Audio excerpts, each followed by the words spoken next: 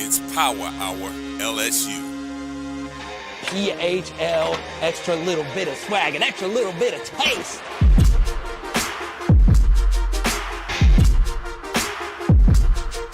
Yeah. Man, I'm headed to the field. Yeah. Terror of the tiger, I'ma always keep it real. Everything gon' get devoured, it's the power. LSU with Carter, it's the power. LSU with Carter, man, I'm headed to the field. Terror of the tiger, I'ma always keep it real. Everything gon' get devoured, it's the power. LSU with Carter, it's the power. LSU with Carter, man, I'm headed to the field. Let's freaking go, PHL Nation. We have got to talk about Derek Meadows, a pretty big-time wide receiver prospect out of Bishop Gorman High School. We just had a player from there in Jeremiah Hughes. Obviously, he transferred, but this is a pretty big deal. He's a 6'6" wide receiver. Could he potentially commit to LSU this weekend? This is a guy that we've not talked a whole lot about. When I tell you who his two biggest schools we are competing against, though, it'll make you want him even more. Pause. But we're going to talk about what should be a pretty juicy topic, LSU's outlook over the next 3 seasons. So Josh PATE, a lot of you sent me this when he said it. He listed his top 15 programs in college football over the next 3 years. And on the SEC channel, I went into detail about how I would actually rank these programs. So I not only gave you in the LSU perspective, I also gave you the perspective of the overarching viewpoint of the Tigers moving forward. So LSU at number 11 to me is pretty egregious. I understand some of the things he said, but before I give you my full thoughts on the topic, I'll let you hear from the man himself. I put LSU as the number 11 program in America over the next 3 years. Very intentional with this. Brian Kelly, I got no doubt about him. Well-established, ton of accolades, all deserved. We are not an anti-Brian Kelly show. We're a pro-Brian Kelly show. The staff moves on defense were elite. Most upgraded defensive staff in America, to me, is LSU. And while that may not pay off in a top 10 unit this year, it will pay off moving forward if he keeps those guys there. So the moves they made were great. The portal moves they made were not. And that's one mild concern I have moving forward. But recruiting overall is very good, and it will continue to be. Bryce Underwood, as long as something terrible doesn't happen, will sign with LSU, and they'll have the number 1 quarterback in the country over the coming 3 seasons. I think internal alignment could be better within the program, and that is a multi-layered statement that I don't care to dive into any further. So, look, I understood what he said, and I would be disingenuous if I said, hey, his comment on alignment is totally off, when a few months ago I said basically the same thing. Okay, so the LSU homer thing, what should be smart is me flaming him for saying something like that. But there is some truth in that. If our alignment, because that word is very vague, what he's talking about, though, is just overall organization and messaging. Overall, I feel Brian Kelly has done a really good job fixing that from the Orgeron tenure. When he says alignment, though, I think he's meaning NIL. I really do believe so. Because, well, if you are a national commentator and you look and see LSU has Bo Davis as a defensive line coach, and you look to see LSU has a wide open defensive line room, and Dominic Williams, for instance, or the kid that I'm going to Miami, if they were to look and say, wow, I can play and start right away at LSU and play for the best defensive tackle coach in the country, well, you would see, if you're from a national vantage point on paper, that we just didn't give as much money as the other schools. Obviously, I was in agreement with how the Dominic Williams thing actually played out, the player that ended up going to Oklahoma. But I understand what he's saying about alignment. I get it, and I agree to a certain extent. However, what I tend to disagree with him, and this is my only criticism of Pate. And I highly recommend you go watch my video on Power Hour SEC. It is linked down below. It's the first link in the comment section, whether you're listening on podcast or whatever. What I would say is he said a lot of things about some schools that were ahead of LSU on his list that apply more to LSU than schools that are ahead of on his list. He said Oklahoma, which I don't understand why he is so high on Oklahoma. He had Oklahoma ahead of Texas A&M, which I disagree with. He had Oklahoma ahead of Tennessee, which I disagree with. I think Tennessee is going to beat Oklahoma not only this year, but the next year. I don't see why he's so bullish on Oklahoma. He is very bullish on Notre Dame, which I can kind of see. We'll talk about Notre Dame here in a second.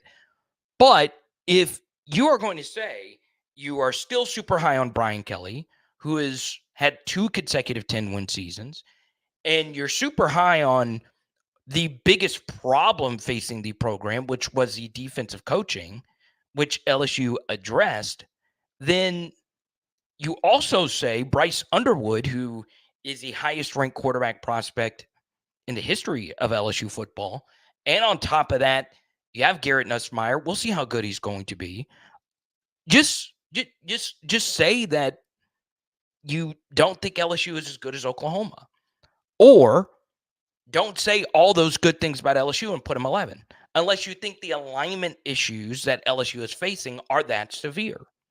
Now, Pate is well more connected to all the other programs.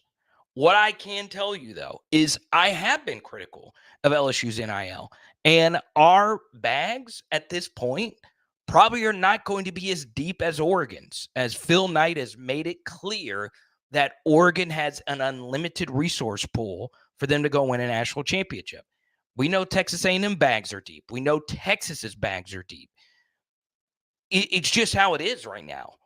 But at the same time, that doesn't necessarily mean you are going to win. That doesn't necessarily mean you have the absolute best players. So I have a tough time how any national college football commentator could say LSU coming off back-to-back 10-win seasons, who made huge defensive hires that you think are elite. You mentioned brand equity for the other schools. LSU's brand is better than Oklahoma. LSU's brand is better than Notre Dame, at least in the past couple of years, in the past decade. I would say LSU's brand is probably better than every school outside of Georgia, Ohio State, and Alabama at this point. So the truth is LSU is not 11th. I can hear out LSU being number 7. I can hear out LSU being number 8, but not number 11. And the thing that's kind of lost in Pate's comments is that last year he had LSU at number 11 again. He did the same exact rankings, and LSU was behind Oklahoma and behind Notre Dame. LSU had a better year than both of those schools, won a Heisman Trophy, fixed the defensive coaching side of the football, and you still have LSU behind those schools, which is fine. I think Oklahoma very well could be great in the future. Notre Dame very well could be great in the future. He had Florida State ahead of LSU. That's fine as well. I can understand that argument. I just have a tough time believing it. I really do. Unless he is that skeptical of LSU's NIL. And I can understand why you would be. The reason why, though, you shouldn't take too much into that is LSU still has a top 5 recruiting class for 2025. It is still a top 5 class.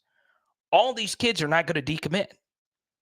And unless Bryce Underwood decommits, and maybe Harlem Berry, it's not panic button time anytime soon for LSU. So I understand I am Mr. LSU. I've dedicated a lot of my life. My professional life is doing this show, doing this job, having a private Discord community. We're very happy that Harry just joined us on the Patreon and the Discord. He's getting a Burrow card in the mail. We appreciate you, Harry. And I understand. I am pro LSU and I'm bullish on LSU's future, but I would also call a spade a spade. So I'm not just selling you on a future that I don't believe in. I truly do believe the future of LSU football is going to be filled with a lot of wins in college football playoff appearances. Now, am I skeptical about this defense going into next year?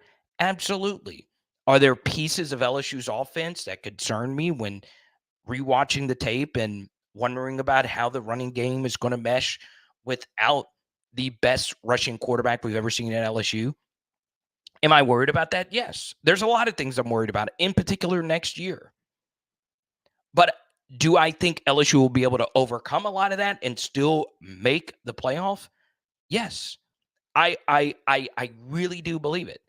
So I have no problem with Pate's opinion being number 11. And he is probably far more qualified. Well, he is more qualified because he does more national stuff. I am more LSU, more SEC, and obviously I do a lot of NFL stuff now. But the truth still remains the same. I have a tough time putting Oklahoma ahead of LSU. I have a tough time putting Oklahoma ahead of Tennessee. I have a tough time with Notre Dame as well. But I get it. I totally get it. I get his side of it as well. Now, we welcome in Harry, who we just mentioned a minute ago. Hey, speak of the devil. There you go. We say Mick. Go Tigers. Pegasus. Danny Girl's back in here. Good to see her. David. And a little bit later, I'll just reveal my top programs over the next 3 years. And that was that was a prompt. Who over the next 3 years do you believe has a better future? And here's a good thing about it is Oklahoma plays Tennessee the next 2 years. Oklahoma plays LSU the next 2 years. LSU plays Texas A&M. Texas A&M is also ahead of LSU on this list. Okay? So I get it. I get both sides of it, but I don't get putting LSU that low. For the second straight year, he did. And that's okay. It gives me something to talk about. Even though there is a lot for us to talk about. Now, once again, I can't believe I wasn't able to give this out during the next live stream. I understand inflation and all of that. But first $20 super chat gets a Paul Skeens card in the mail, one of his younger cards. And if we get to 100 in super chats, we give out this Alfred Blue autograph jersey card. And this is actually rare because it is numbered 75 out of 75. So it's just a really cool aesthetically pleasing card. If you are a card collector, you understand what that means. 75 out of 75. And we're going to get both of those out tonight. I have a feeling we're going to get to a hundo in supers tonight. Very blessed to be a part of this evening. And yeah, we'll talk about some DJ Pickett. I'll talk more about him probably tomorrow. Jace Thomas will soon be committing to LSU, hopefully. His commitment date's coming up as well. And I'm really excited about that. And look at Harry. Harry jumps in and gets the Paul Skeens card, which is perfect. I was going to ship your Burrow card out tomorrow. Congratulations. Harry is a winner of the Paul Skeens rookie. We say hi to TJ. Derek Meadows committing to LSU, says LSU basketball fanatic. What's good, my guy or girl? Danny Girl, speak of the devil. The thing with Notre Dame is that they will make the playoff more times than not because they are not in a conference. They just won't get the conference so by default, they will be a top 10 most years. Yeah, I guess I just need to go look at Notre Dame's schedule. I've not really done a Notre Dame schedule analysis, but they are relevant for our next topic, which is Derek Meadows. Now, this is a very, very interesting recruit for LSU. Okay. Do I believe LSU will land Derek Meadows? At this point, I would say no. Notre Dame has been in the lead for this kid for a while now. All right. But heavy, and I mean heavy steam from the elite recruiting reporters say LSU and Alabama are firmly in the mix. So this RPM machine, recruiting prediction machine from On3, it's been a little off lately. So last week, this RPM machine, literally when the kid committed, had a 1% chance of a young man committing to Arkansas. And this was a top 50 linebacker. Arkansas never gets top 50 recruits, ever. And I forgot the kid's name. I did a video on him, and it's got like 8,000 views. This top 50 linebacker out of Georgia, with no ties to Arkansas whatsoever, picked Arkansas over Georgia and over Florida State. So I like the RPM machine. It's a good visualization of where they think a kid's going to land. I'm sure it's probably right more often than not. But they've had some misses. So Notre Dame, while they are in the lead, LSU is right there in second place. And this kid is the number 40 national recruit. Okay, the number 1 recruit in the state of Las Vegas. Now, normally, if you go to Bishop Gorman and you're the best player on the team, you're going to be the number 1 recruit in Nevada. Okay. So look, On3 has him as basically a top 100 recruit. 247 views him as a 5-star recruit. 66205. Now, I watched him today. Okay. If you've not watched him, I got you. Okay. We should probably get Jeremiah Hughes on here. He could probably tell us more. But let's go to Brian's Super Chat here. LSU needs to come out and punish USC. This is a much better matchup for us in Florida State. Also, Jace Thomas is a future star. Yeah, so I'll start with the Jace Thomas thing. But first, I'll finish my thoughts on Derek Meadows, if that's okay. All right. Big shout out to LA Mom. She super chatted pretty big to me earlier today because she's a huge Josh Pate fan, and I did the video on the SEC channel. And she was the one that alerted me of it at first, and a few others sent it to me. And we talked about it in the PHL Discord. So there you go. Look, I like Jace Thomas as well. He's moved up in the On3 rankings, and he will be committing pretty soon to LSU. But we'll see what he decides to do. But I do agree with this.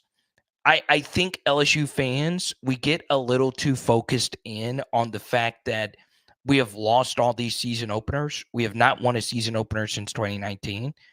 But I think the most underrated aspect of that is Florida State just being really damn good. I mean, Florida State historically is one of the best college football programs of all time. They just needed somebody to get the program back on the rails. Jimbo Rancid, Willie Taggart was terrible, and it just took someone to get it back going, and Mike Norvell caught a groove. And those Florida State teams were really good. Those Florida State teams that we lost to were really freaking good football teams. USC is just not that good. USC is just not that good.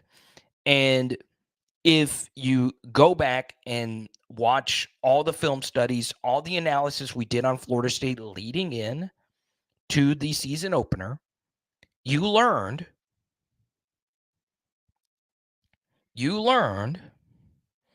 that Florida State was really good. Like, I'm not always like that about our opponent. I was like, no, on tape, they're good. And a lot of the guys that beat us in the first game beat us in the second. So that is a really good comment by BT, because we get so tunnel vision on the season opener. And yes, we did not play well in either one of those games. We played good for one quarter out of the 4 games, and that was the first quarter of the second game. And we got very lucky there at the end in 2022, as many of you know. So that was a really good team we lost to. USC, they're just not going to be as good as that. They're not going to be as well coached. They're not going to be as deep as that. We go to Julie's super chat here. And we get two, actually. One from TJ. He says, PATE is off his rocker again. Okay. Shout out to TJ. Shout out to TJ's wonderful family as well. I got to know them over the past month. Super excited about them being a part of the PHL fam. Also, super excited. And I got to go to TJ's wedding, DJ TJ's wedding. How many people at the wedding actually came and said they watched the channel? I know TJ's friends watch this occasionally.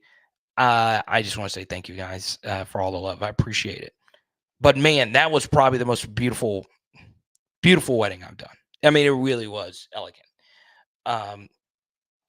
We go to Julie, though. Carter, sorry if you've already talked about this, but what does your gut tell me about DJ Pickett and Jabari Antoine? All right, this is a really good question. All right. Let me first tell you this, and Julie knows this, and this hurts me. It really does. It really, really, really does. There are a lot of people that do college football YouTube and do college football predictions. They build huge Twitter followings, social media followings by just giving predictions, okay? And I'm going to let you know this right the frick now. There are maybe 5 people I would consider to be spot on with their predictions. Like, they are super connected to every kid, almost every school. And one of those guys is Steve Wilfong. He's just good of On 3. He's just really freaking good. He's the best at it. And there's probably not a close second. And I understand there's other great writers out there that do it. But I just couldn't do it. But there are a lot of people that build huge Twitter followings and they miss. It's actually more rampant in basketball than it is in football. I mean, guys that are never correct about predictions, they throw it out there, get huge followings, and people think they're credible, and they miss. And I say all of that because me trying to figure out what a kid is thinking, even pre-NIL, has always been kind of weird. I'm not saying I'm not interested. I'm obviously very interested because I want them to go to my school. But I feel like it's not my place, if that makes sense. I'm not sure if it's anyone's place, to be honest, trying to figure that out. With that said, I'm okay when reporters are trying to. I guess it's okay. But I think it's a slippery slope. Now, lucky enough, I do have some people that do really know what they're talking about. And they are really well connected. And they know the kids. They know their high school coaches. And they know people in the building. I'm fortunate to know a few. Cool. All right. There are so many times, though, when they are led astray, when they miss. When I tell you, the kid that picked Arkansas, that his name slips my mind, the linebacker, people were floored. There was a viral video of the Arkansas linebacker coach, defensive coordinator Travis Williams, going nuts, and it looked authentic. No one freaking knew. No one freaking knew. So, Julie, I would tell you this. I'm not the best person to give you the right recruiting prediction, but I've never sold myself as that person. Okay. I've said a gazillion times over. There are some things that I've been lucky to know. I've gotten to know a little bit about Bryce Underwood because we obviously interviewed him at the spring game. And I feel really good about him picking LSU. And that really does help my psyche because he is that good. And he does play quarterback. I did meet DJ Pickett. He does have a PHL band. I don't know if he wears it every day. Hopefully it influences him picking LSU. But I didn't really talk to him the same way I talked to Bryce Underwood. So the first thing I would say is always be skeptical of people that feel one way or the other. Now, at this point, I would tell you I would feel better about LSU getting Jabari Antoine back on board than DJ Pickett. Antoine's committing, I think, on the 20th. Pickett here in about a few days, it feels like. In about 8 days on this. I think he said the 17th. I would just tell you, though, that both of those guys are really good recruits. There's a piece of me, though, Julie, that even though Pickett is the better prospect and the 5-star can't-miss guy, Jabari Antoine is the in-state guy, and I feel he would be a little bit more locked in on playing for LSU than Pickett, if that makes sense. I think he would be the more likely of the two to stick with his commitment. Something else I like about Antoine compared to Pickett is I don't know what DJ Pickett's best position is. I tweeted that out earlier today. All right. And I want to show you this, and I want everyone to see this here. Okay. Just to show you that the services also don't know what his best position is. Take a look at this. I tweeted this out. What is DJ's Pickett's best position? 247 views him as a safety. Rivals just labeled him an athlete. On 3, labeled him as a corner. And in high school, his number one position is wide receiver. Okay? It's wide receiver. That's what he mostly does. They put the football in his hands and he goes to make plays. So at this point, they're both corners. I think they are both corners. And my gut would tell me that LSU has a better shot of landing Antoine than Pickett, but rarely do kids that decommit recommit back to LSU. So at this point, I don't feel on fire about either of them. If I were to guess where they would go, Pickett to Oregon, Antoine to one of the non-LSU schools. What were his other 2 finals? It was Florida State and I believe Miami. So there you go. Now, the next thing I would say, and I'm glad you asked the question this way, Julie, and we'll talk about Derek Meadows a little bit more here in a second. I think it is a really tough situation for LSU if they miss both. I don't think it's the end of the world situation if they were to miss both, but I think it's not great. It's not great at all. And look, this is how these things go. I think we overrate missing on elite recruit X, right? No one recruit makes a program. No one recruit makes a program. None. Not a single one. But college football is a numbers game. It is a collection of recruits that make a program. A collection. Perfect example. Let's just use corner. Using this off the top of my head. One of the best SEC corners of all time is Patrick Surtain. He is one of the best SEC corners of all time. He gave Alabama 3 elite years of play. Now, is he as good as Champ Bailey? No. Is he as good as Patrick Peterson? No. Is he as good as Morris Claiborne? In college, I would say no. But he was damn good. He was damn good. We didn't land him. And anyone that knows anything about football knows how important and how premium it is to have a corner who can shut down a side of the field, especially in a Nick Saban defense. However, the next year we landed Derek Stingley Jr. So you lost out on one 5-star, but you got another. And before you missed on him, you had Christian Fulton in 2016, a little bit before that. Okay.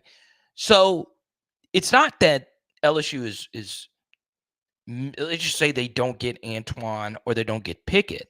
The issue is the year before, you also didn't do the best job of landing corners. All right. You did get PJ Woodland, and if you're a PJ Woodland believer like me, then it's not as big of a deal.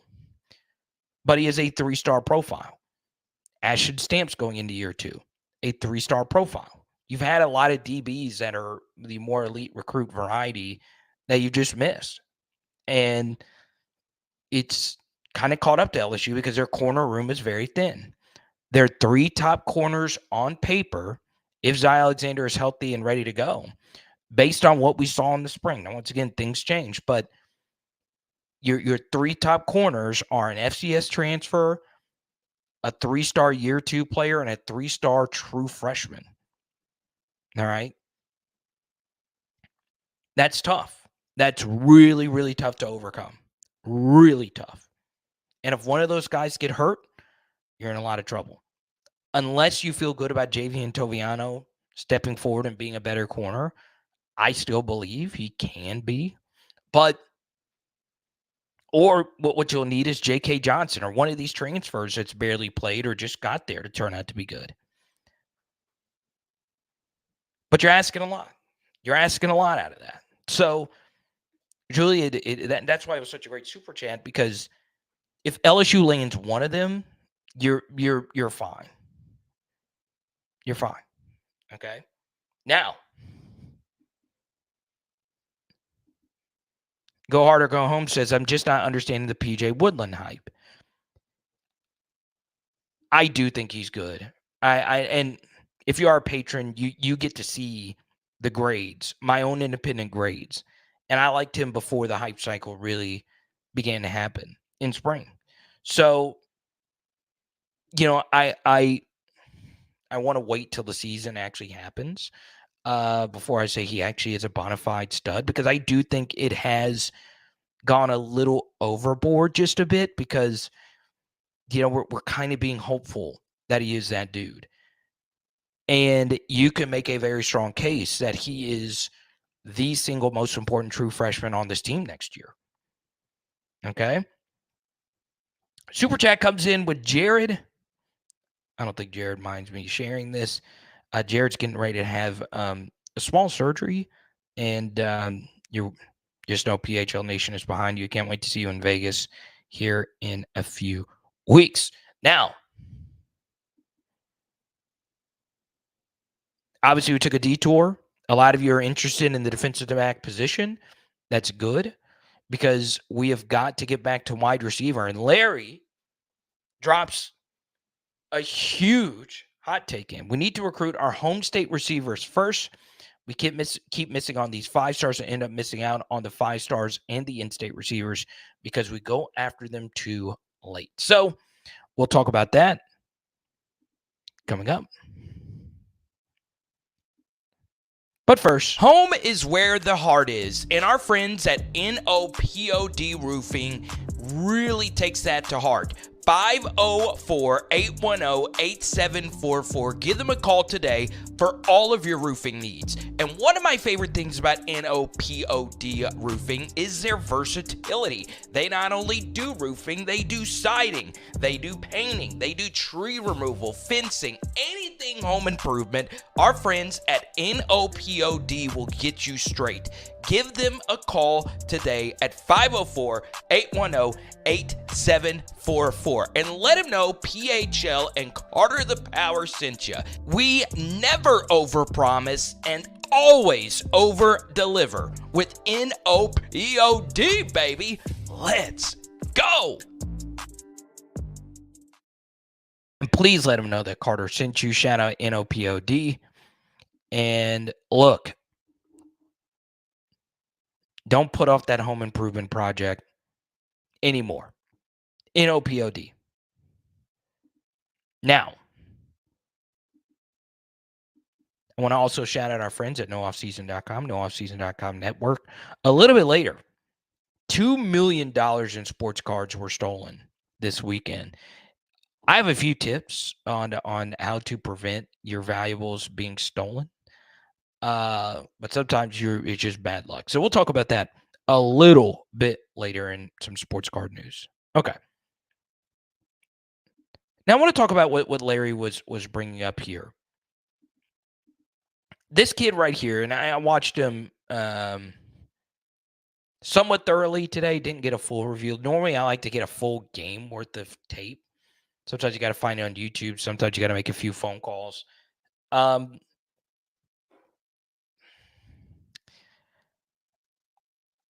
understand the hype. This kid is 6'7", 205. What I would say is LSU has picked up a player kind of sort of in the same profile. So they picked up Kamarion Pimpton a few years ago, 6'6", thicker, more of a tight end player. But also he played exclusively receiver. Trades Green, obviously 6'7.5". They picked up, and we'll see if he can actually play tight end, put his hand in the dirt. Derek Meadows is just thinner than those guys. He's playing wide receiver. I do think he eventually plays tight end, unless he's Johnny Wilson of Florida State. That will be the comp for him for most people, because any 6'7" wide receiver is always going to get compared to like Johnny Wilson or Kelvin Benjamin or someone like that. I would love for LSU to land him, because obviously they like this kind of profile. I, at the same time, wouldn't consider it a massive loss, because it is wide receiver. And wide receiver is harder to make at LSU. It's just harder to play wide receiver at LSU. And if you are going to play wide receiver at LSU, and I'm sure Cortez Hankton tells this to every kid he recruits, it is really hard. You have got to be a dude. Now, what I would also say about that is next year the wide receiver room is going to be so wide open, because Kyron Lacey's going to be gone. Chris Hilton more than likely is going to be gone. CJ Daniels is going to be gone. Most people would consider those three the odds-on favorite to be the receiving leaders. And then number 4, most would probably say Xavier Thomas. I actually have Xavier Thomas number 2, but all 4 of those guys are probably not going to be here next year. They're just not. And by next year, I mean 2025, not 2024, this upcoming season. Talking about the next season. So if you are a wide receiver, it does behoove you to go to LSU, because it's going to be an open room. The issue is, I think Kylan Billiot can play. I do. So I think he'll be a factor in year 2. Transfers are going to come in. Wide receiver is just so hard to make it at LSU. And if I watch anyone's tape that is a high school receiver, you have, you have got to really blow me away. And it should blow you away as well. Offensive line, you take any offensive line prospect you think that can make it at LSU. And that's the case at any program. It's the most valuable position coming out of high school. Wide receiver, though, we know the history at LSU. I've shared this stat 1,000 times over. The last LSU receiver outside of the state of Louisiana to catch 35 passes or more was Terrence Tolliver. Okay, I'm not including tight ends. I'm not including Eric Gilbert or obviously Mason Taylor. But that's the standard. So when I watched Derek Meadows today, he's very good. I think he's a 6'6", and everyone always says this about a 6'5", 6'6" receiver. He is a matchup nightmare. It's kind of in the code words for 6'6", 6'5" receiver. Okay, that normally means you're a jump ball kind of guy. But did he blow me away like some of the other receivers at LSU is been rumored to go get? No, he didn't. Do I want him to still be a part of LSU's class? I'm never not going to say no to a top 100 6'7" wide receiver. I'm just not, because one of them will eventually hit. whether it be Trey Green, whether it be Kamarion Pimpton, or whether it be Meadows, even though Meadows is more of a receiver, wide receiver. Okay? Now, next thing. Yes, we are currently planning a meetup. Kylan Billy out his straight beast mode, says Jared. The last Terrebonne player was really good. Mr. Mason Smith. Okay. So a lot of Corey Raymond in the chat. I've tried to stay away. And Grant, we'll do something live. I don't know if I'll do a show live, but we'll do something. I've tried to stay away from Corey Raymond chatter because a lot of you know my stance on the situation. And look,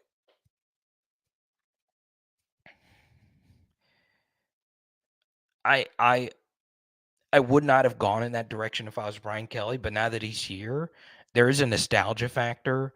I like Corey a lot. I mean, how can you not with the secondaries he fielded while he was a DB coach?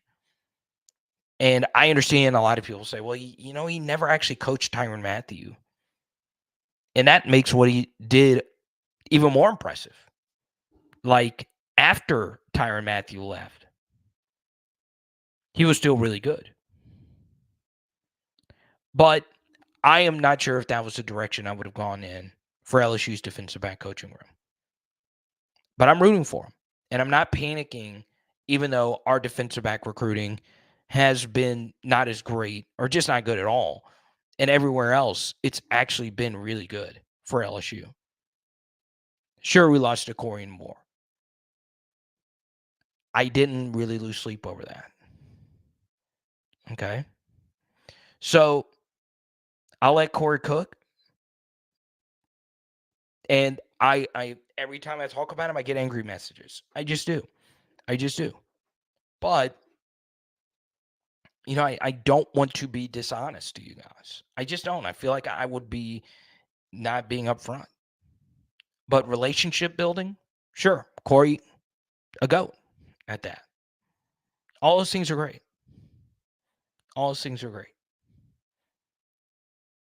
But if the main reason I was told to bring you, the reason why they were bringing you back is to bring DBU back. Well, where are the DBU recruits? I mean, hell, anytime Patrick Peterson is on a kid's visit, which he was for DJ Pickett, that means we should not lose that kid. If Patrick Peterson is one of the people that's with you on a recruiting visit, we shouldn't lose. We shouldn't lose you. So there you go. But I want this to be known. A coach could tell me how ugly I am. A coach could say, "Hey, Carter, you're fat. You're no good. You're just a talker or whatever." If that coach coaches for LSU, I'm still going to pull for him. Okay.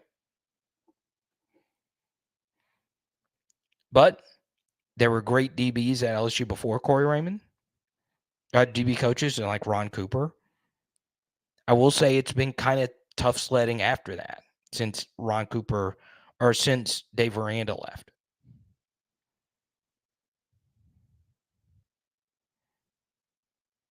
Okay. Now,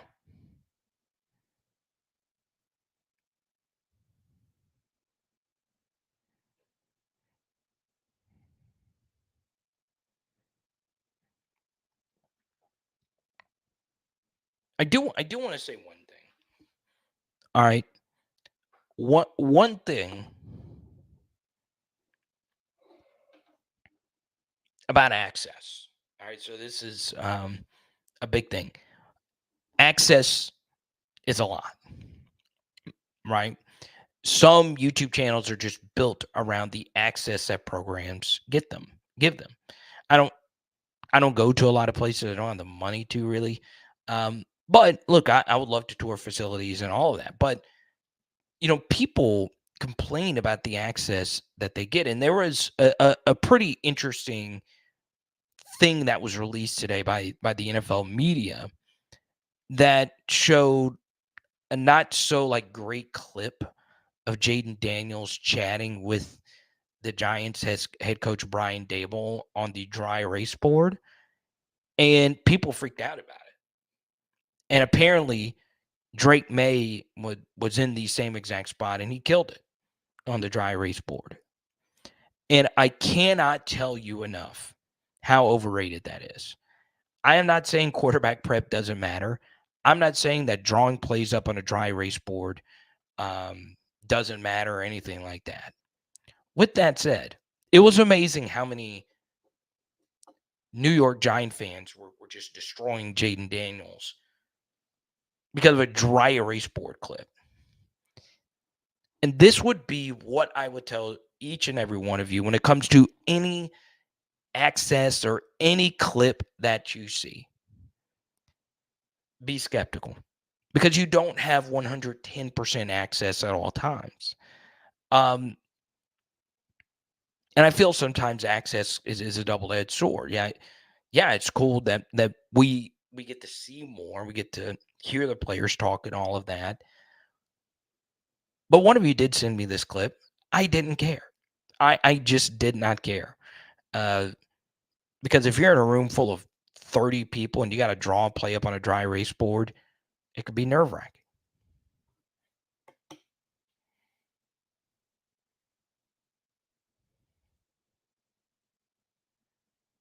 Let's go to Bruce with Stingley Jr., our last highly profiled DB. Well, just depending on your definition of highly profiled. We got Elias Ricks soon after, and despite what people say, and I understand he went to Alabama, and you should never do that, Elias Ricks was damn good. He was really freaking good. Won us a lot of football games when he was here. He did. So, even though 5-star DBs can be a lot to deal with, we need them. We need them.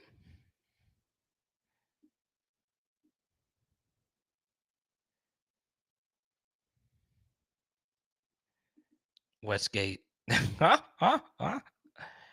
Yeah, I don't know what's going to happen here at Jabari Antoine. I really don't.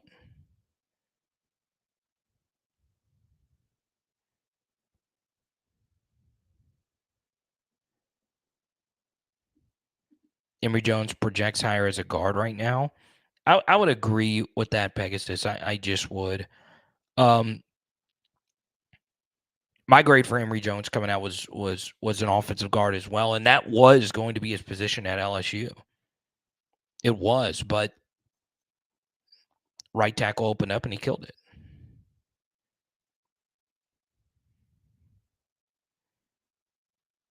Grant has Oklahoma not even making a bowl. One thing I would also say, going back to the PATE analysis,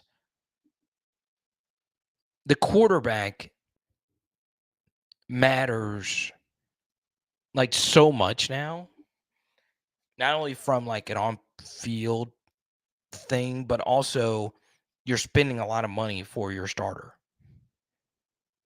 Okay, you just are. So look,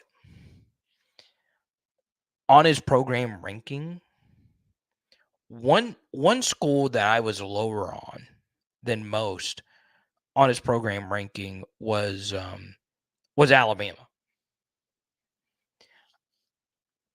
I have a tough time putting Alabama number 2. I do. Now, is Alabama's talent still elite? Yes. Yes, it is still really good. I mean, their blue chip ratio and overall roster talent is better than ours, and probably better than most of the schools on this list. But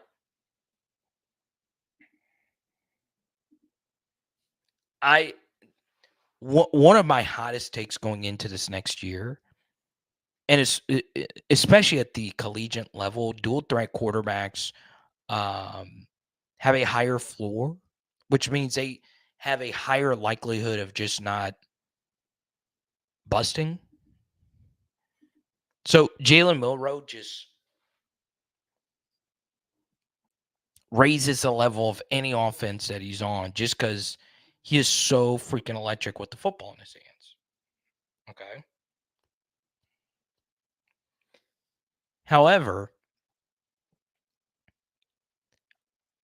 I am not certain he's going to be good this year.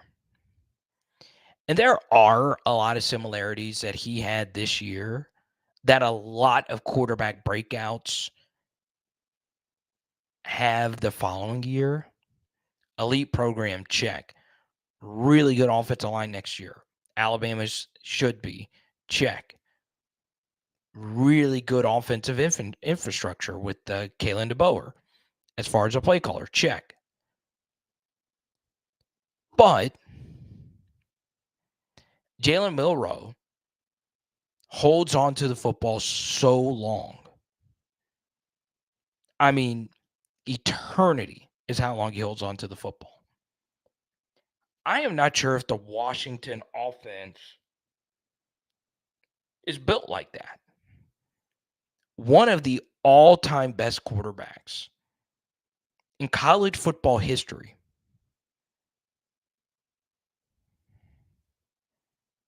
when it comes to not taking sacks is Michael Penix.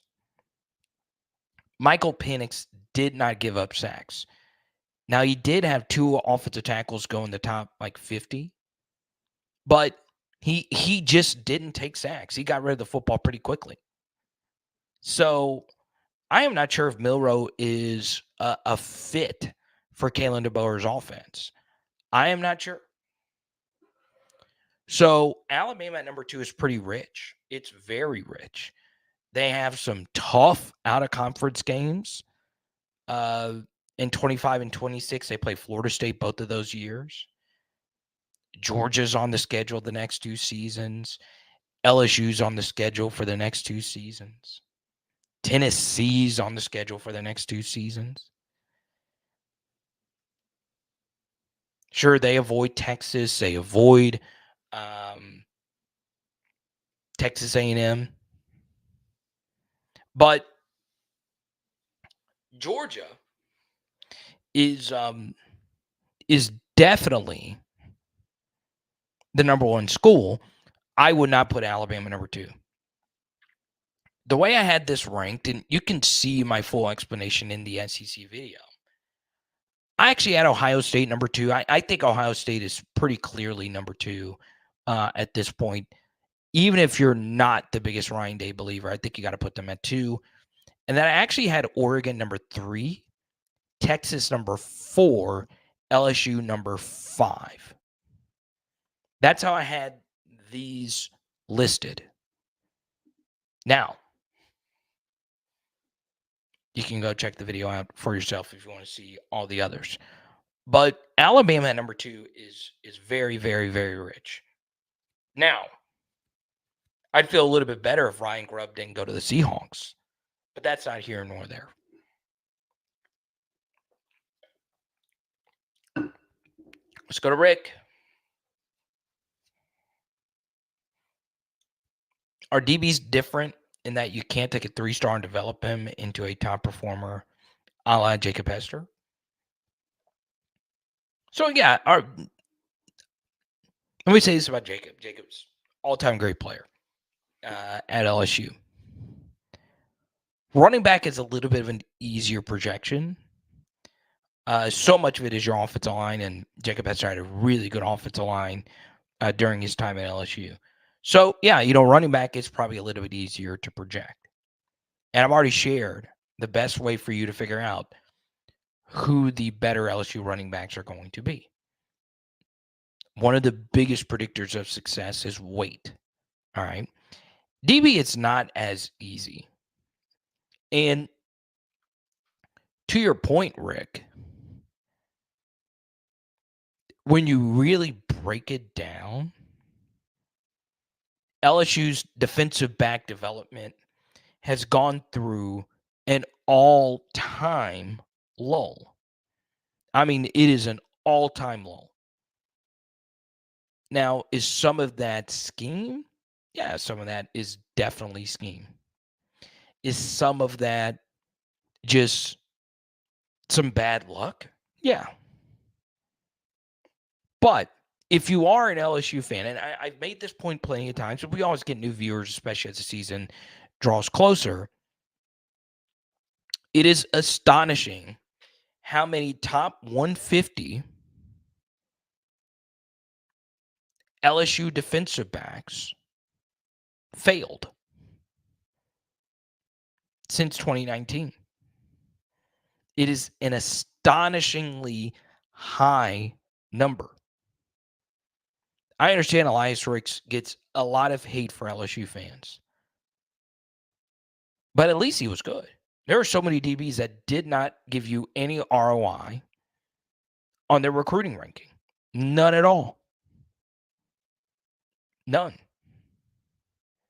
And we're not talking about 3-stars. We're talking about elites. So to actually flip your question, Rick, it's actually very, very interesting how many elite DBs we have failed to develop. So, yeah, you can definitely coach up 3-star DBs. You definitely can. But that is a position I would prefer to have a higher blue chip ratio compared to others. Let's go to Tony with the super.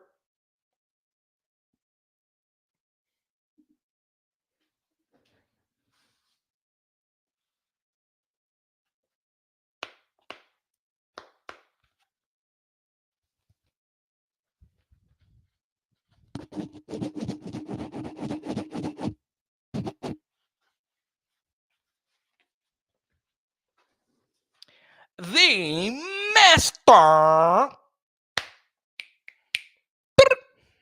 Blaster.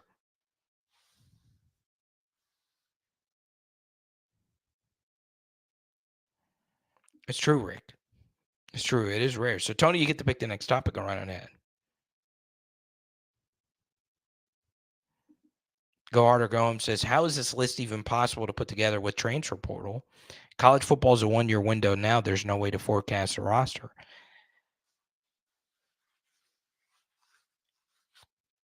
I'm not going to say strong disagreement to your comment, but I do have a pretty decent-sized disagreement. Yeah, it's really hard to forecast your roster. It's probably not as hard as you think it is. Individually, yes, it's hard to forecast your roster. It's hard to know who's going to go in the NFL or who's disgruntled and wants to go to a new system. But the infrastructure will tell you if you're going to be good or not.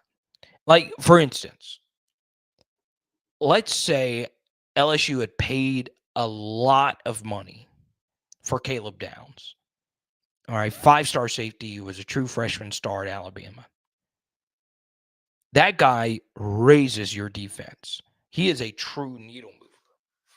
So part of me forecasting Ohio State being number 2 is Ohio State took a known quantity from Alabama and put him on their roster. Now, could Caleb Downs go back to Alabama? Sure. But at this point, he is at Ohio State, and he's more likely than not going to be there. So, yeah, it's hard to forecast those things, like with individual players. But overall, as long as the head coach is still there and the NIL is still flowing, I think it's not too hard for me to say, yeah, I think Oregon is going to be very good. And my boldest take was Oregon is the number 3 program over the next 5 years. They have arguably got the deepest pockets. I don't think that they do, but it's definitely top 5 in the country right now. And they are really pushing pedal to the metal, and their schedule shapes up really nicely. they should go 10-2 these next 2 seasons. Welcome in, Scotty B. Still waiting for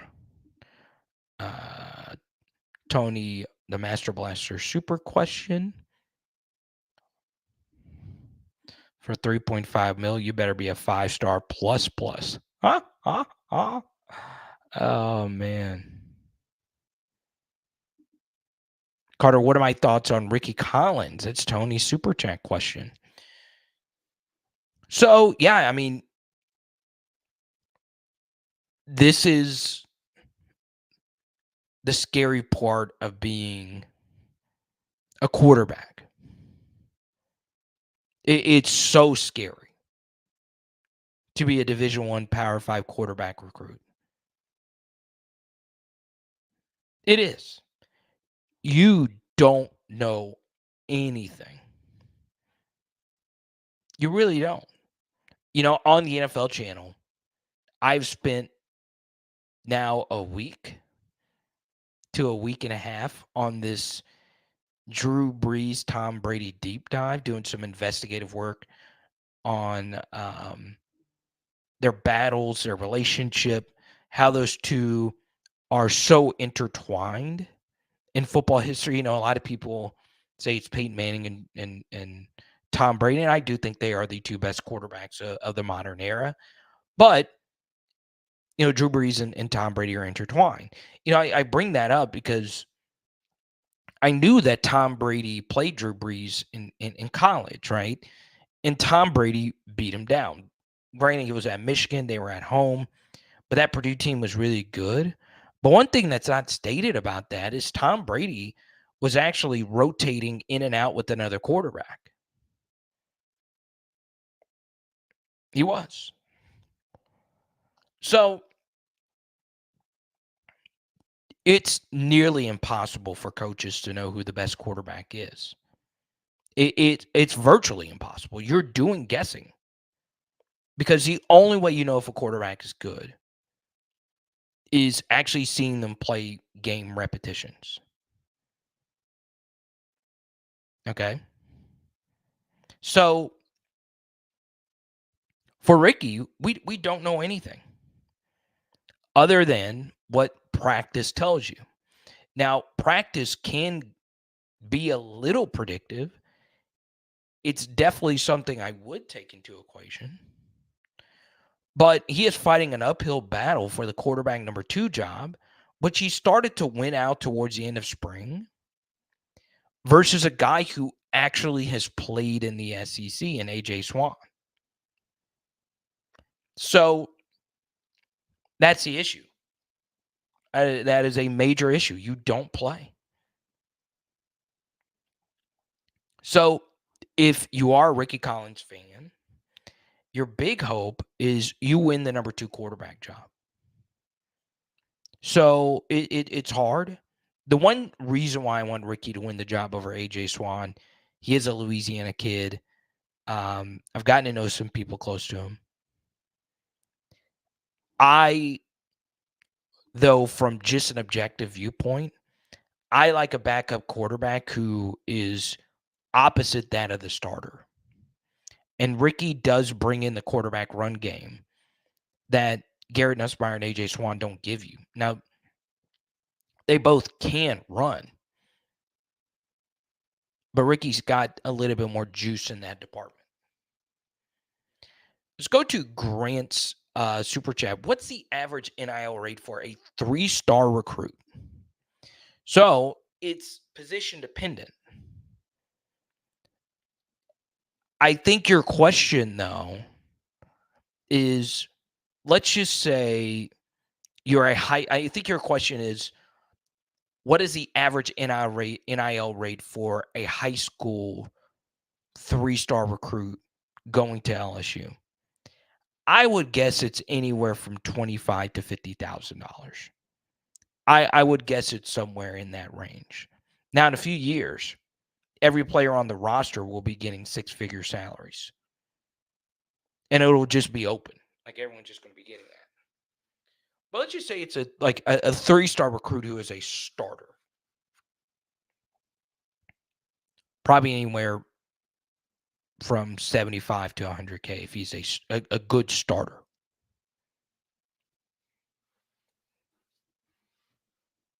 But it's obviously school to school.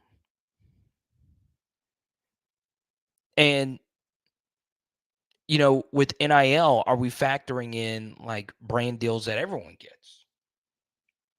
For instance, if I'm at Utah and I'm a scholarship player, does my NIL representation include the pickup truck that every kid at Utah gets now if they sign up to play at LSU?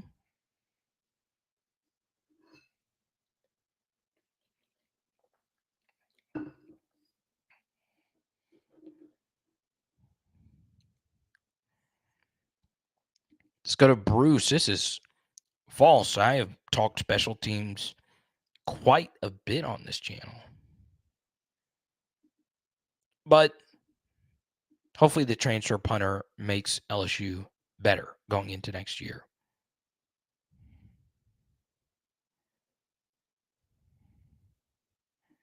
Let's go to Scotty B with an interesting question.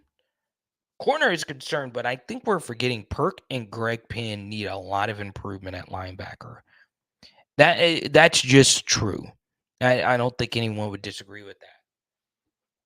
However, Blake Baker is a guy that you want coaching them when it comes to linebacker improvement. We've already seen him do it at LSU.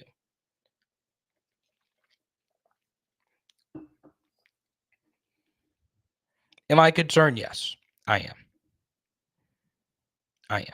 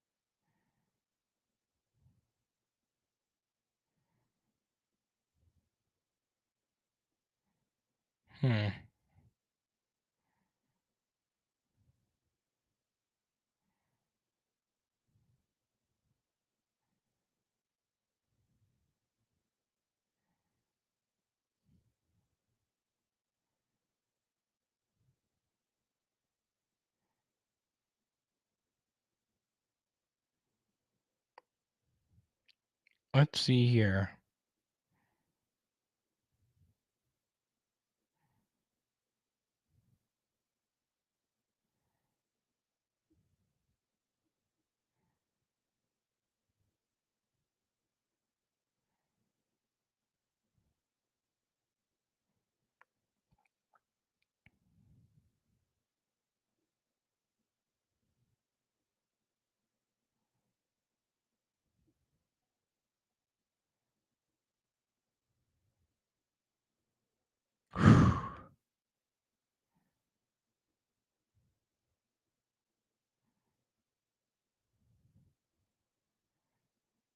Let's see. Make it sure. Make it.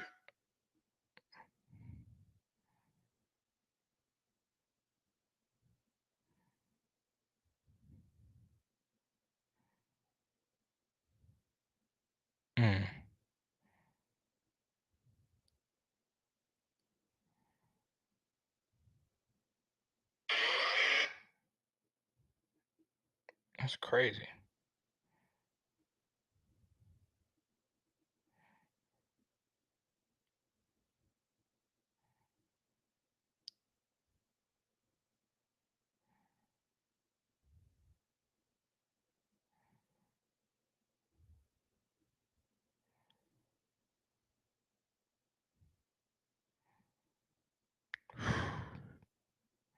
Olympics around the corner.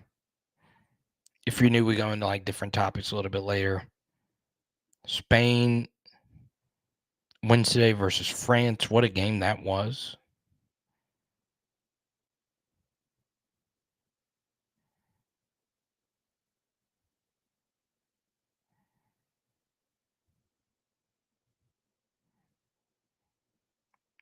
Paul Skeens, All-Star. What a dude. Livy Dunn announced that she's coming back to LSU. Livy Dunn. Big deal. Now, I understand.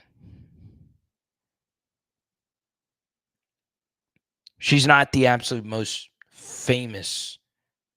Well, she is the most famous LSU gymnast. But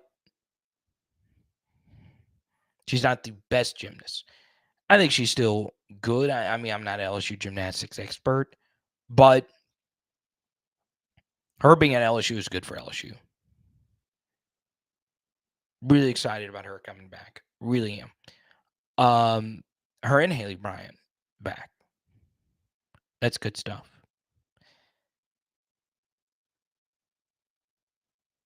Oh, yeah. LSU baseball brings in another transfer. Lots of these transfers coming from the lower levels of baseball. I do not mind that at all. I really don't. Because, yes, it's a step up in competition going from like a JUCO or somewhere like that. But,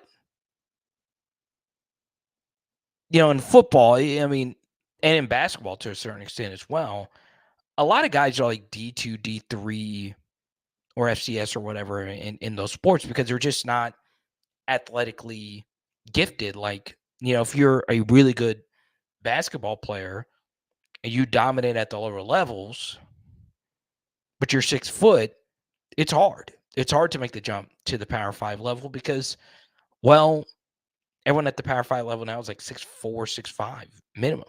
Almost everyone. And in football, it's kind of the same thing. Baseball, though, you could be Steven Monster Milam and have more power than a 300-pound guy.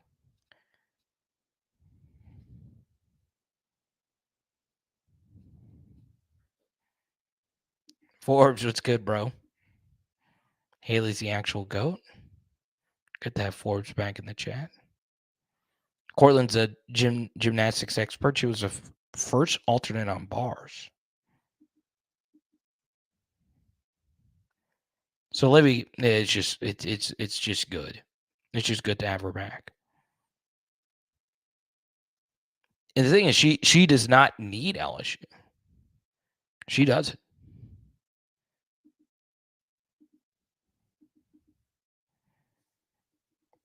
Let's see.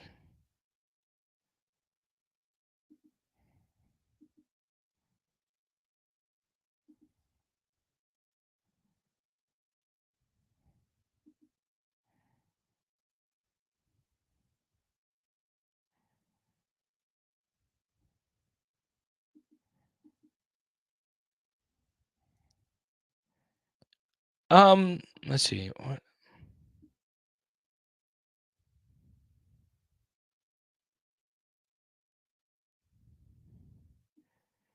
Oh man. Did y'all see this? Okay. Actually, I won't play the quote because it could be it can be triggering for some, but Mike Gundy had a wild quote earlier today at Big 12 Media Days. So SEC Media Days is next week. Excited about that. Mason Taylor, Garrett Nussmeier, and I'm drawing a blank on the third.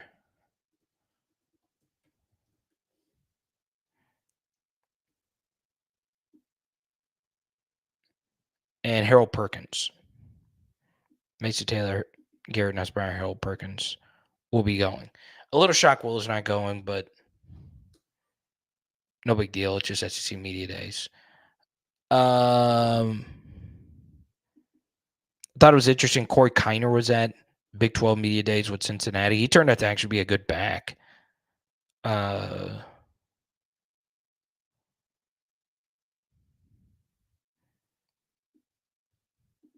But I don't think it's a big deal that Will Campbell or Emory Jones aren't going, even though I think they're the two best players on the team. Garrett Nussmeier, Mason Taylor, and Harold Perkins very well could be 3, 4, and 5.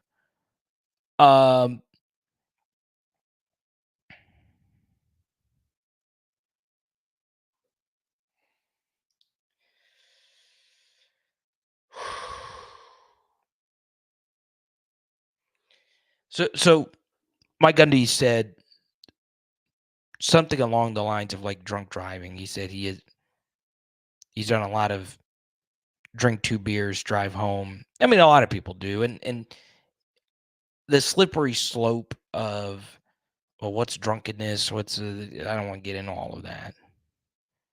But what I would tell you is that is a sign of job security if I've ever seen one. Mike Gundy, who has been controversial in the past, that was just wild that he did not think that through. And it's not a good look. It's not a good look at all. With that said, he is, if I were listing the best college football coaches of the modern era, Mike Gundy would probably be in my top 10. Probably be in my top 10. Obviously, Nick Urban and Kirby would be probably everyone's top 3.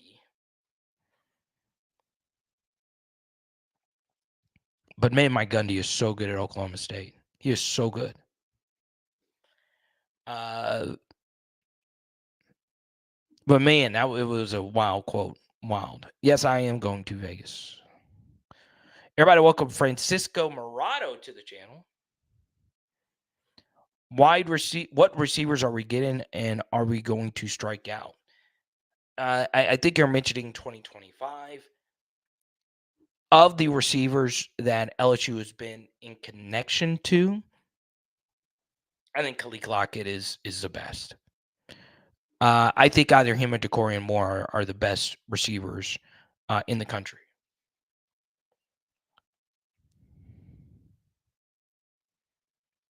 Jared, earlier super chat, we'll get to his comment here. Nuss is Matt Flynn, no more, no less. Yeah, let's see.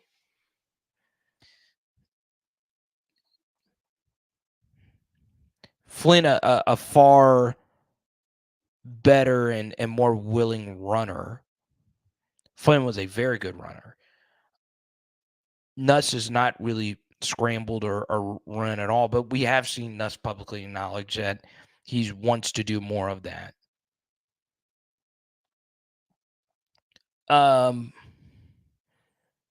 Nuss statistically is just more explosive though than Matt. He's the better deep ball thrower, the better arm, the guy that can, make more throws.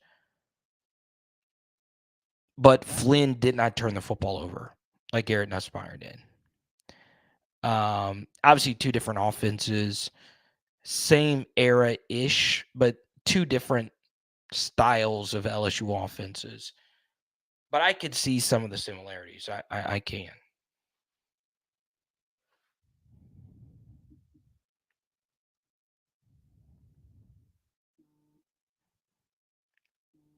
Okay.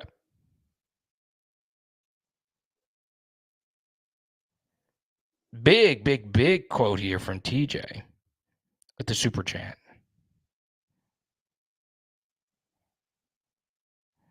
TJ says, did I miss the stream where we talked about why in the world is Joe Burrow hanging around Jake Paul? Are we worried about the Hollywood affecting Joe Burrow in an OBJ type of way, or am I overthinking it?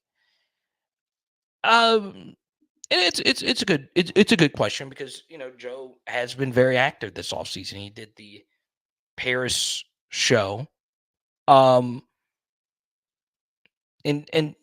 Joe is at the UFC fights. He's at the all white 4th of July party with Michael Rubin. Some of that is that Joe works for Fanatics. I mean, he's part of the Fanatics roster. So you kind of have to go to that.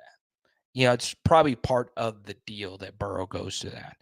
And he also wants to be there. I mean, who doesn't want to be at that party with his idols? He's taking a photo with Tom Brady, and Tom Brady's posted it. So, yeah, I mean, if I had an invite, you would go too if you knew Lil Wayne was performing, right? But I'm not too worried about it. Joe was hanging out with Jake Paul at that event. I'm not sure if it was any more than a photo and a few convos while you're with all those other A-listers. But I get it. OBJ is very fame oriented. He loves the fame. I listened to pieces of the Burrow interview with Pardon My Take. I'm not worried about it at all. I'm really not. Obviously, the only thing, if you are a Burrow fan, and all of you are, but some of you follow his pro career more than others, you're just worried about the wrist. Because their offensive line should be better. I think Amarius Mims will be very good in the NFL. He was a top 5 player on my board. So, yeah, I think Burrow is going to be fine. You should worry about the wrist. You should worry also about the division. Steelers made moves this offseason. It's new quarterback. They bring in Patrick Queen. The Browns still have a really good roster. And the Ravens have Lamar Jackson. I do believe there will be some Ravens regression. But historically, they're one of the best teams in NFL history. Especially if you factor in teams that didn't make the Super Bowl. They were really good.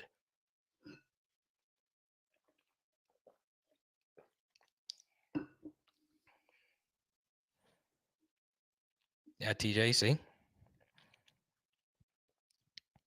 Even if I got invited to that party and I didn't care for anyone else that was there, if you're telling me I could see a Lil Wayne concert, I'm gonna go. That's definitely, bucket list to see that guy in person.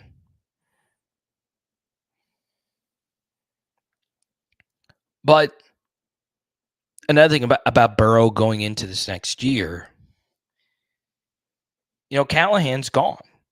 So what is this Petsing offense going to look like? I think it's going to be better. I really do think so. I think you're going to see this year Jamar Chase play more out of the slot. At least that's what I've read. And that's actually something I feel Jamar Chase wants to do. So I think he'll get more slot reps, especially now that Tyler Boyd is gone. You bring in Jermaine Burton, who's a little bit more of an outside receiver. Put Jamar Chase in the slot. Let him eat.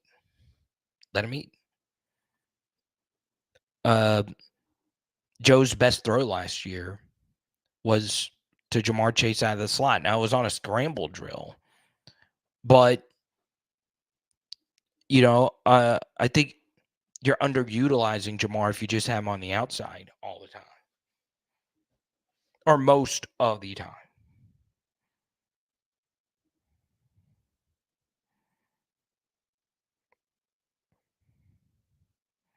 But thank you, TJ. I appreciate that.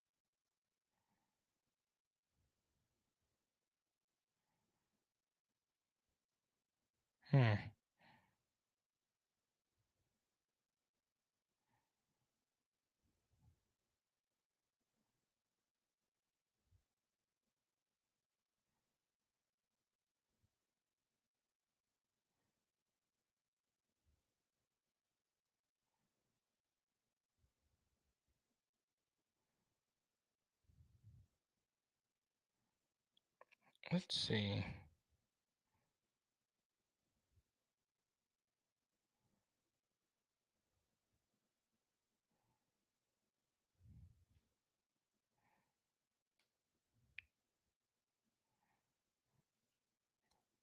Jared with another super. I appreciate that.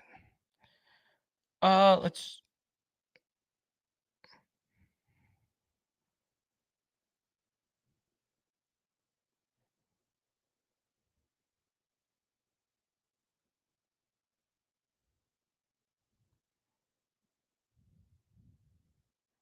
I sit still. Yeah. Well, when you go an hour 25,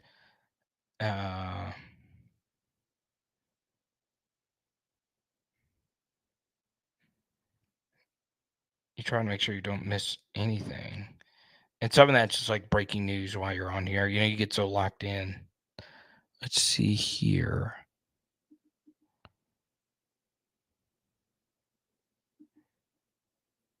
This is a question that came in from Brian via Twitter DMs. Are you saying that Corey Kiner would have started if he was still with LSU?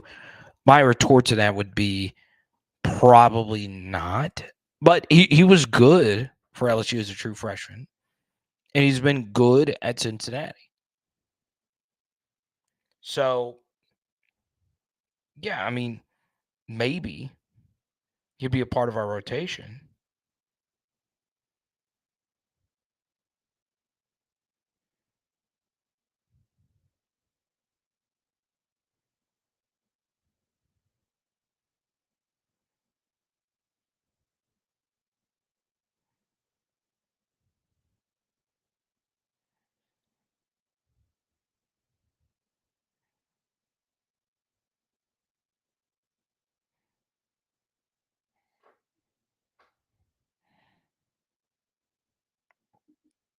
Oh man, it's fun. I can I no.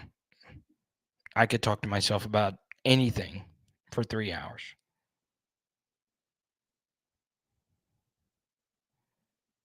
Do I think Joe Burrow's ever watched my show?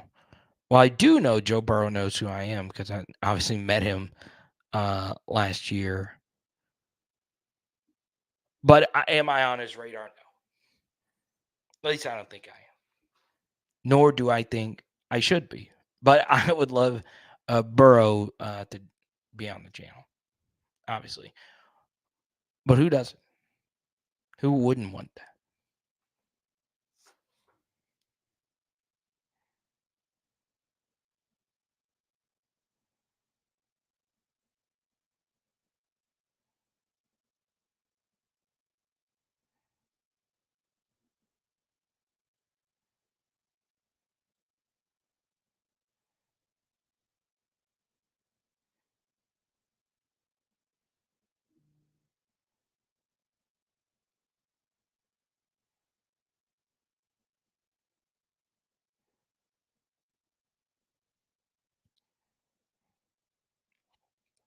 I have a buddy who's doing the main event. I in fact had a few different buddies. I play poker.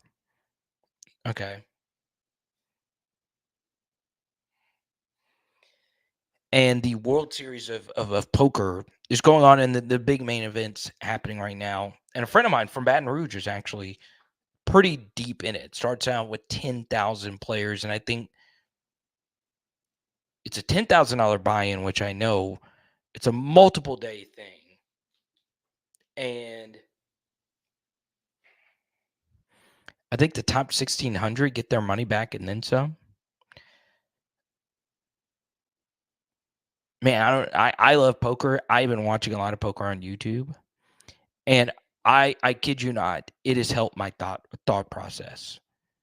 When I think about poker hands afterwards, for some reason, I feel a lot sharper. I don't know if it helps you with logic. There's so many factors that go into No Limit Texas Hold'em. There's math, there's life equations, there's reading different humans, there's value equations, there's probabilities, and then you have to deal with the probabilities versus what your gut is telling you. it honestly is the perfect like kind of metaphor for life. And the main event is just such a crapshoot. Yeah, I don't even feel it's a poker tournament. But man, I there are pieces of me that would love to live in Shreveport because they have good poker rooms.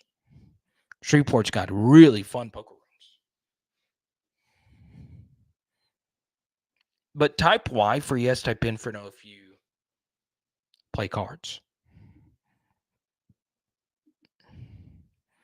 Taking a look at the poll question for the next 3 years, LSU is a top 3 college football program. 43% of you say heck yes. That's a lot. But type Y for yes, type in for no if you are a Texas Hold'em poker player.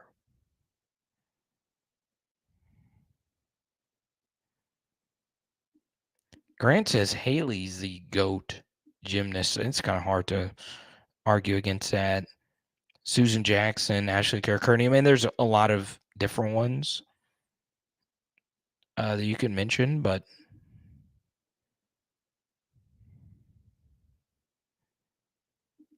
Jared's a blackjack player. Okay, we can do that in Vegas. Why not?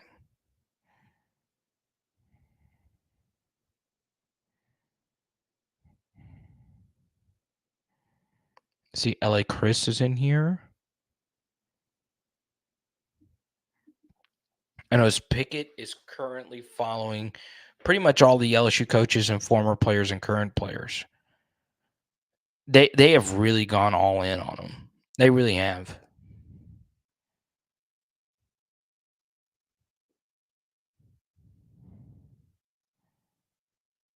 Oh, we had a Kerry Coombs reference from Brian. There's a deep cut for you. Now, in the next 5 to 10 minutes, I'll answer as many questions as we possibly can. But if you super chat, we'll keep it going. Danny said 43% of the voters have on purple and gold glasses. Yeah, I know for certain LSU is definitely not ahead of Georgia. And they're definitely not ahead of Ohio State.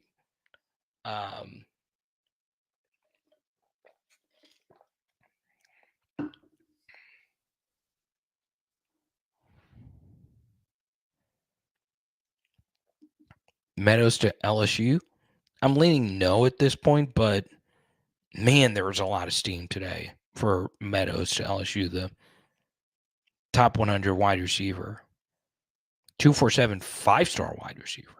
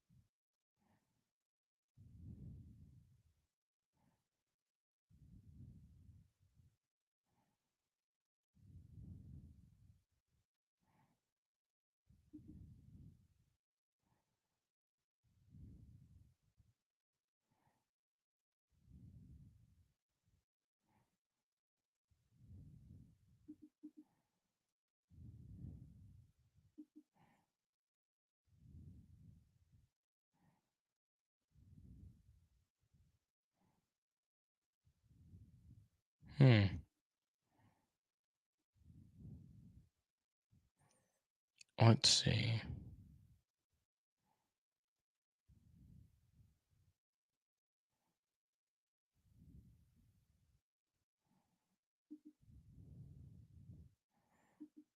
Sneaky class. LSU. Could you believe LSU baseball a little under the radar?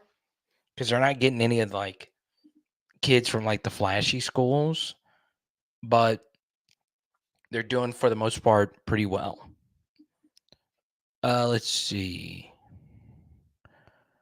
We'll take a few more comments. Quick little run right here from our friends at nooffseason.com. I think joy and happiness and doing things you like is important. My favorite thing is sports cards. When I'm not on YouTube, I am building my collection. And when I started, I wish there was a sports card strategy show. He wasn't necessarily going to be a first-round pick before all this Heisman buzz. Now they're talking about him being a top 5 pick.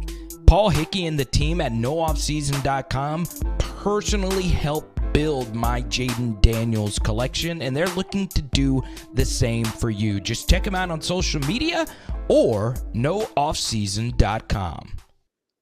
Every Tuesday at 11 a.m., part of the nooffseason.com network, I do a football card show with Andy Kaysen, and he was on vacation, so I got to do a solo show today.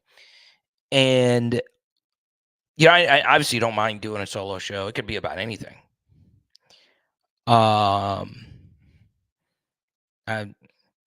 Any subject. I'm not an expert in any subject, but I can find a way to make it entertaining, right?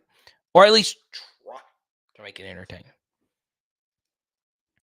So, I did the solo show, and they said, hey, just talk about whatever. And there was a huge robbery that happened in sports cards this weekend. So there was a guy who had $2 million of sports cards with him at the Dallas Card Show this weekend. That is an obscene amount of cards. More often than not, the really expensive cards are kept in a vault somewhere and insured. So this really huge robbery happened this weekend. And as someone who has been robbed before, I am very, very careful. Because now, like, as a DJ, I have to have a lot of equipment with me. So, a few weeks ago, I, DJ'd a wedding in Baton Rouge. And man, it could be scary. It could be very scary because, you got all this stuff. There's a wedding I DJ'd, and I actually booked a hotel room and brought all of my lights, speakers, and everything. Don't ever leave expensive stuff in your car. Don't leave it in a rental. Don't leave laptops, backpacks. So this is how it all went down. So basically, I won't play the audio. The guy in the, I'm not even going to try and break it down, but basically, the guy in the blue who's walking towards the top left corner of your screen, the guy in the very much top left corner in the screen, you'll see him walk, and you'll see him walk towards the middle. Still the guy in the top left corner on the screen. You see him, he bent down. I'll rewind it. He bent down and picked up that case. That's the case of $2 million in sports cards that he's walking out this venue with in his hands. And that's him right there in the very much top left corner of your screen. It's him walking out with $2 million of sports cards in a case. Okay? So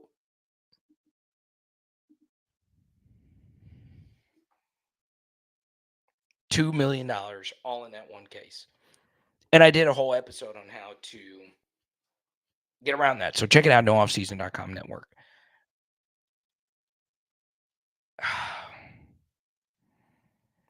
My number one tip to not get your windows busted in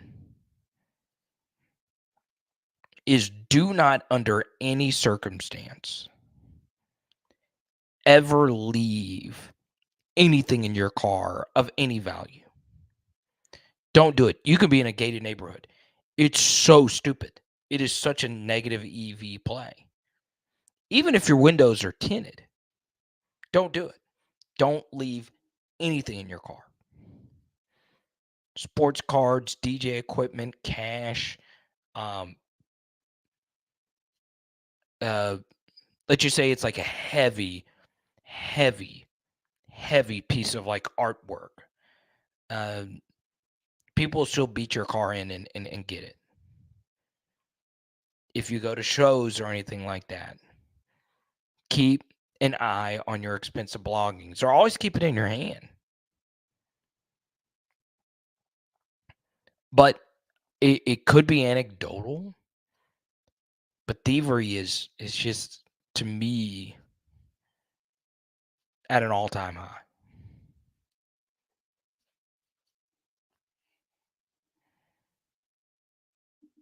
Ooh, Josh been purchasing as much Paul Skeens as much as he could. Well, I've already given this out tonight. I need to announce a Paul Skeens winner. Oh, yeah, it was Harry. Harry won the Paul Skeens.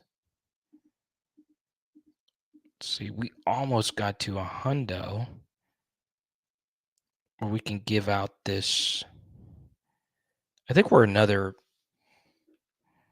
Let me count this up. I think we're another 20 away from giving out the Alfred Blue card here.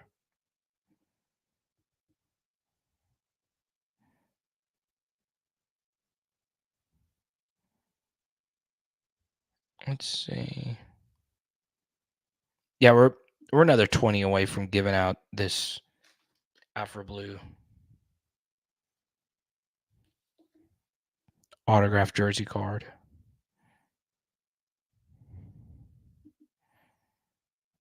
Good. That's good, Jared. I am paranoid about it, man. Paranoid.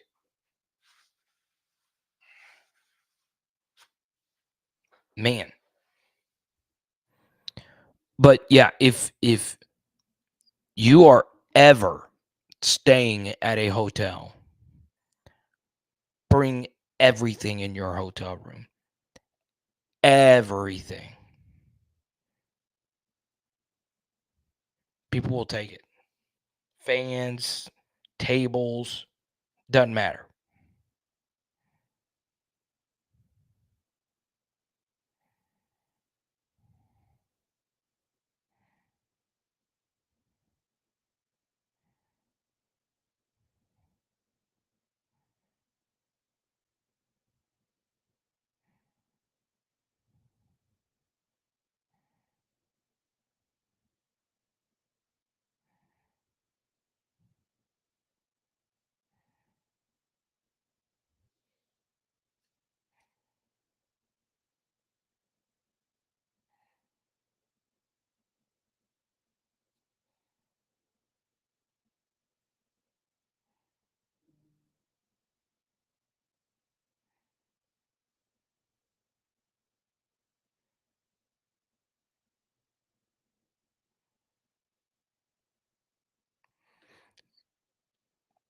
You know, one thing that's become, like, if you really look for it,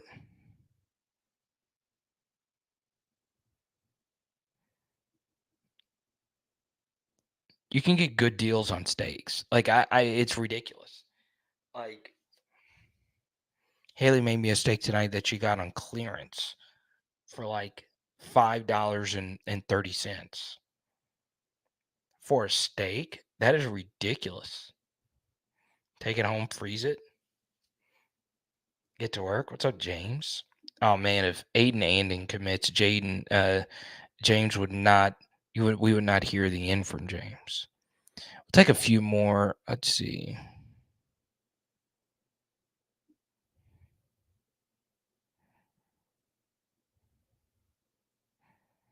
Cortland says it's impossible for the passing offense for LSU to be as good this year as it was last year.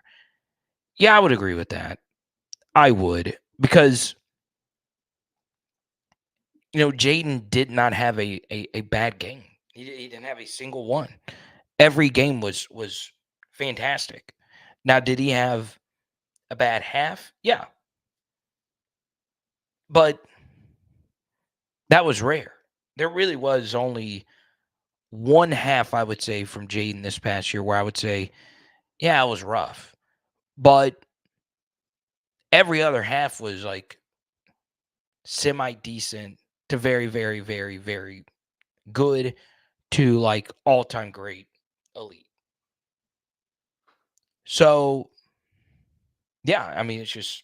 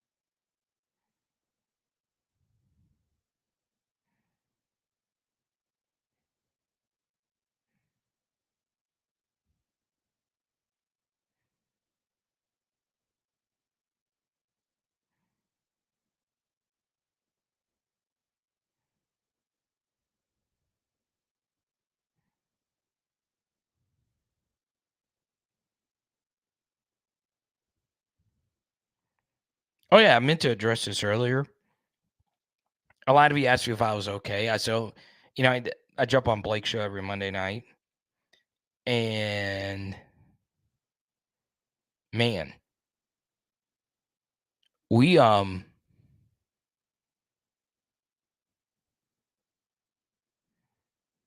some bad weather. So there's tornado sirens going on. We were okay. So I appreciate everyone reaching out. That is true. He did not play football, I believe, as a sophomore or a freshman. So his junior season this past year was his first one.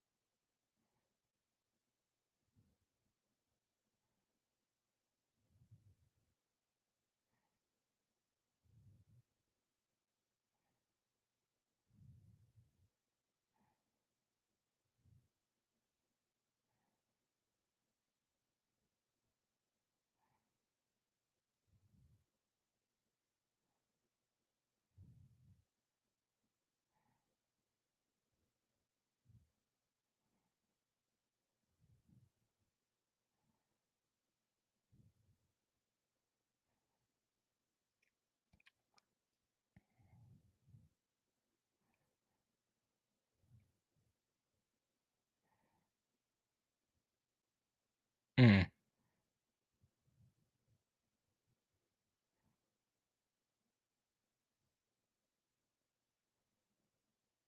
You know, one thing,